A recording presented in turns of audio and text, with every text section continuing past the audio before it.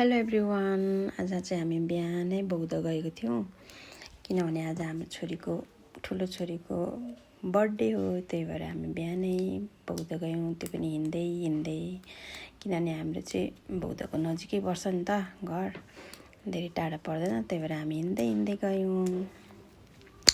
अनि यहाँ पुगेपछि चाहिँ अब यो परेवाहरू देखेर सानो छोरी चाहिँ एकदम धेरै रमाइरहेको थियो, खुसी भइरहेको थियो। उसलाई त फेरि बाहिर हिँड्न एकदम रमाइलो लाग्छ नि त, घर बसिरहनु भन्दा नि डुल्न बाहिर निक्लिन एकदम रमाउँछ। अनि खुसी भइरहेको थियो। अनि हामीलाई पनि आनन्द भयो।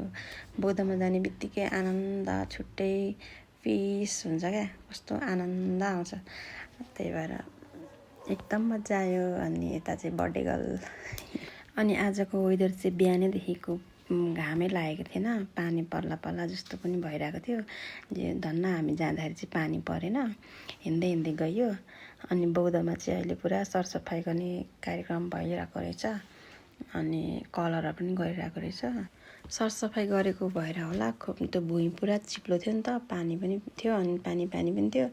नानी चाहिँ चिप्लेर लड्छ भनेर मैले त्यही भएर चप्पल चाहिँ नफुकाइदिएको नानीको चाहिँ, हामीले चाहिँ फुकाएरै गएको हो।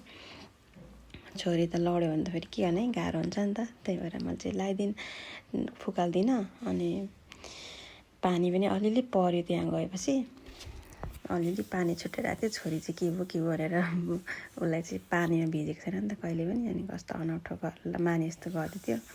अनि यता चाहिँ छोरी, ठुलो छोरी यहाँ भगवान्लाई पूजा गरेर, भगवान्को दर्शन गरेर अनि बत्ती बाल्न नि हामी माथि गएको थियौँ। बत्ती बाल्न पनि बत्ती बालेर अनि त्यसपछि बत्ती बालेको चाहिँ भिडियो रहेन रहेछ। अनि हामी बाहिर निक्लेर यसो बाहिर हेरेको, अब घर जानु पऱ्यो भनेर पानी परिरहेको रहेछ।